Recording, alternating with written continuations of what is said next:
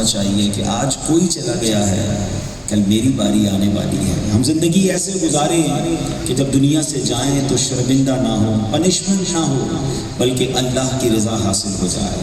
چونکہ آج ایک والد کے جانے پر ہم جمع ہوئے ہیں، ہمیں یہ احساس ہونا چاہیے کہ والد رب کی کتنی بڑی نعمت ہے۔ سرکار دو عالم صلی اللہ تعالی علیہ وسلم کا فرمان ہے کہ والد کی رضامندی میں رب کی رضامندی ہے، اور والد کی ناراضی میں رب کی ناراضی ہے۔ نارملی ماں پر تو بہت بات ہوتی ہے اور یقیناً ماں کا مرتبہ بہت اعلیٰ ہے، مگر بعض اوقات ہم اپنے والد کے بارے میں وہ محبت اور وہ پیار نہیں اپنے اندر ڈیولپ کر پاتے۔ حالانکہ سچی بات دیکھیں تو والد وہ سایہ دار درخت ہے جس کے سائے میں ہم ساری زندگی گزارتے ہیں۔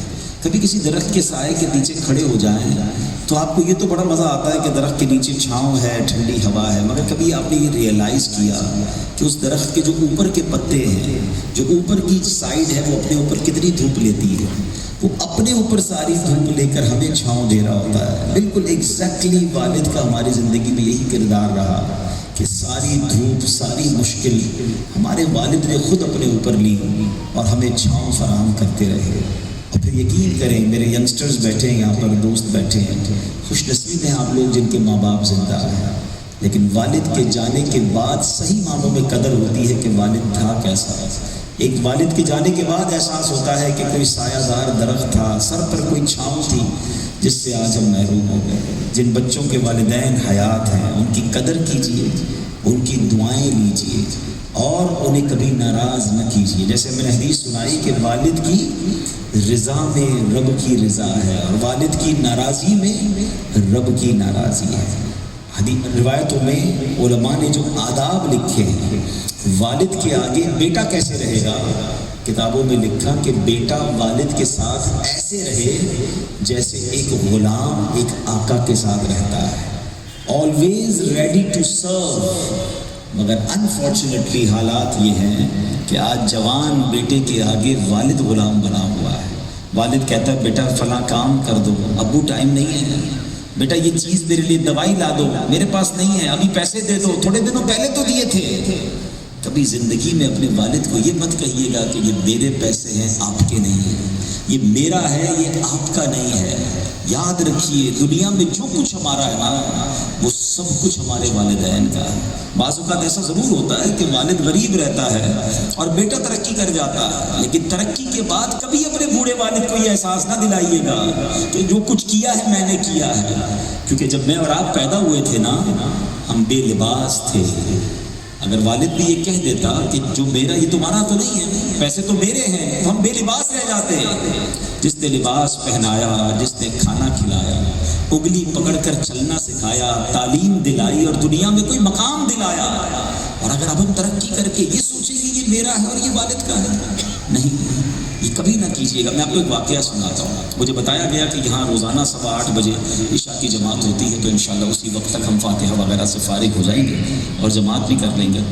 پیارے آقا علیہ الصلوۃ والسلام کی بارگاہ میں ایک نوجوان آیا اور آ کر اس نے کمپلین کی کہ حضور میرے والد جو ہیں وہ مجھ سے میرا مال لینا چاہتے ہیں، میرا مال میرا والد چھیننا چاہتا ہے۔ نبی پاک علیہ الصلوۃ والسلام نے اس کے والد کو بلایا اور بلا کر کہا کہ تمہارا بیٹا یہ کمپلین کرتا ہے کہ تم اس کا پیسہ لینا چاہتے ہو۔ اس والد نے پیارے آقا علیہ الصلوۃ والسلام سے عرض کی حضور اس سے یہ پوچھیے کہ اس کے پیسے لے کے کرتا کیا ہوں؟ میں اپنے گھر والوں پر ہی تو خرچ کرتا ہوں، اپنے رشتہ داروں پر خرچ کرتا ہوں، میں فضول تو نہیں اڑاتا۔ اب یہ گفتگو ہو رہی تھی کہ جبریل امین نبی پاک کی بارگاہ میں آ کر عرض کرتے حضور رب کی طرف سے یہ ارشاد ہوا ہے کہ اس والد نے اپنے بیٹے کی اس نافرمانی اور برے رویے کی وجہ سے دل میں کچھ اشعار ترتیب دیے ہیں۔ یا رسول اللہ آپ اس والد سے کہیے کہ جو اشعار ابھی تک اس کی زبان پر نہیں آئے وہ آپ کو سنائے۔ اللہ اکبر۔ نبی پاک نے اس والد سے فرمایا کہ تم نے اپنے بیٹے کی نافرمانی کی بنا پر کوئی دل میں اشعار ترتیب دیے، بتاؤ وہ اشعار کیا۔ والد کہتا حضور رب عز و جل آپ کی غیب کی خبروں کے ذریعے ہمارا ایمان اور مضبوط کرتا ہے، میں نے تو یہ الفاظ ابھی زبان سے بھی ادا نہیں کیے، ضرور دل میں ترتیب دیے تھے۔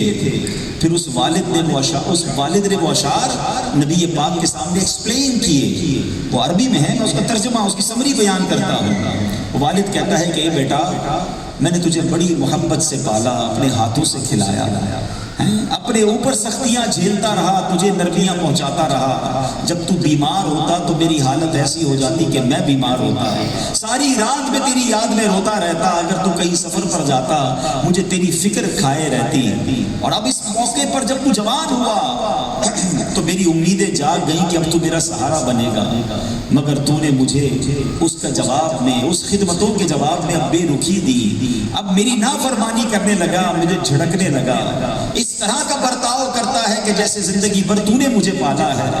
اے میرے بیٹے، اگر مجھے والد کا حق نہ بھی دیتا، مجھے پڑوسی جیسا ہی سمجھ لیتا، کسی پڑوسی کو جو حق دیا جاتا ہے مجھے وہی حق دے دیتا۔ جب نبی پاک نے وہ اشعار سنے تو میرے آقا کی آنکھوں سے آنسو بہنے لگے، اور نبی پاک نے اس بیٹے کا گریبان پکڑا اور فرمایا انتا و مالکا لابیکا، سن تو اور تیرا مال یہ سب تیرے باپ کا ہے۔ یہ بات ہمیں سمجھنی ہے۔ ہم زندگی میں کبھی بھی کہیں بھی پہنچ جائیں، ہمارے پاس جو شرافت، جو دولت، جو عزت ہے وہ سب ہمارے ماں باپ کی وجہ سے ہے۔ خاص طور پہ اپنے والد کی قدر کیجیے۔ والد بعض اوقات ایکسپریسو نہیں ہوتا، وہ ہمارے سامنے کہہ نہیں پاتا کہ بیٹا میں تم سے بہت پیار کرتا ہوں۔ ہمیں لگتا ہے ابو ہمیشہ روکتے ہی رہتے ہیں، ابو ہمیشہ سختی ہی کرتے ہیں، لیکن یہ ساری باتیں ہمیں جب سمجھ آئی جب ہم خود والد بنے۔ جب ہم چھوٹے تھے تو ہمیں لگتا تھا امی کا کام پیار کرنا ہے، امی کا کام ہمارے نخرے اٹھانا ہے، والد کا کام ڈانٹنا ہے۔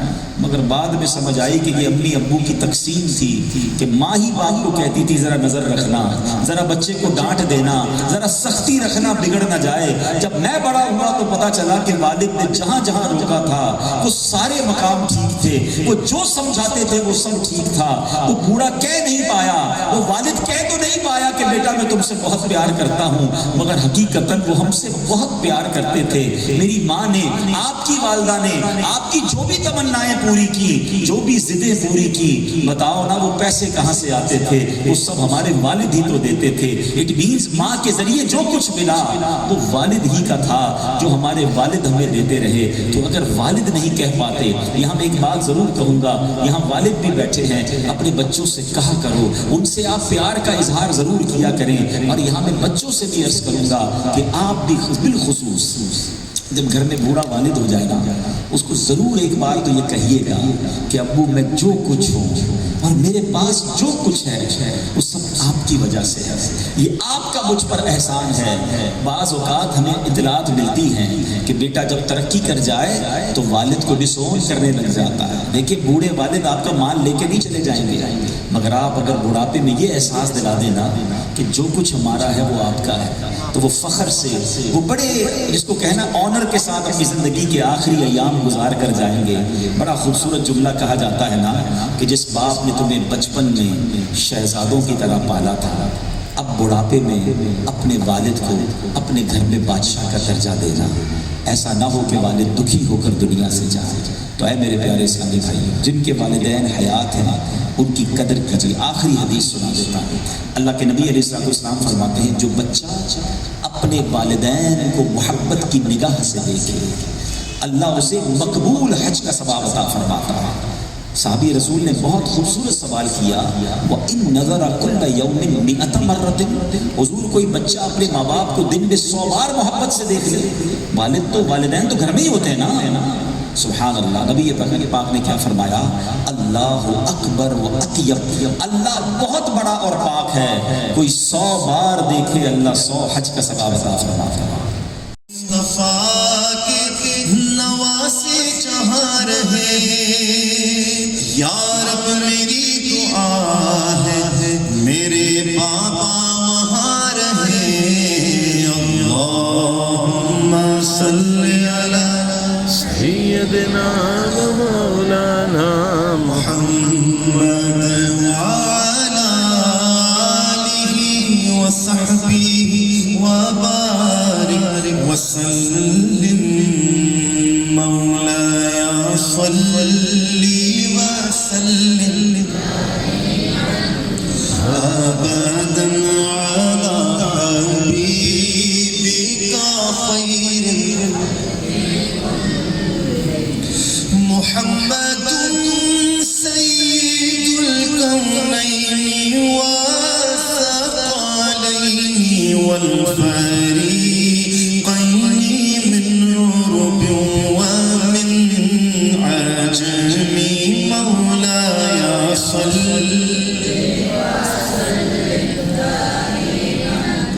أبدا على حبيبك خير الخلق كلهم اسی محبوب سے وابستہ امید شفاعت ہے کہ ہر ہمت شکن مشکل میں جس نے دستگیری کی هو الحبیب الذی ترجى شفاعته لكل حول من الأهوال مقتحم مولاي صل أبدا على حبيبك خير الخلق كلهم يا إلهي ہر جگہ تیری عطا کا ساتھ ہو جب بڑے مشکل شہ مشکل کشا کا ساتھ ہو یا الہی نام اعمال جب کھلنے لگے عیب پوش خلق ستارے خطا کا ساتھ ہو یا الہی جو دعائیں نیک ہم تجھ سے کرے قدسیوں کے لب پہ آمین ربنا کا ساتھ ہو یا ربی بالمصطفى بلغ مقاصدنا واغفر لنا ما مضى يا واسع الكرم مولا اور دیکھتا ہوں کبھی میں حرم کو حیرت سے خود کو کبھی دیکھتا ہوں اور دیکھتا ہوں کبھی میں حرم کو کھلایا کہاں مجھ کو میرا مقدر اللہ اکبر اللہ اکبر سب کہتے ہیں اللہ اکبر یاد آ گئی جب اپنی خطائیں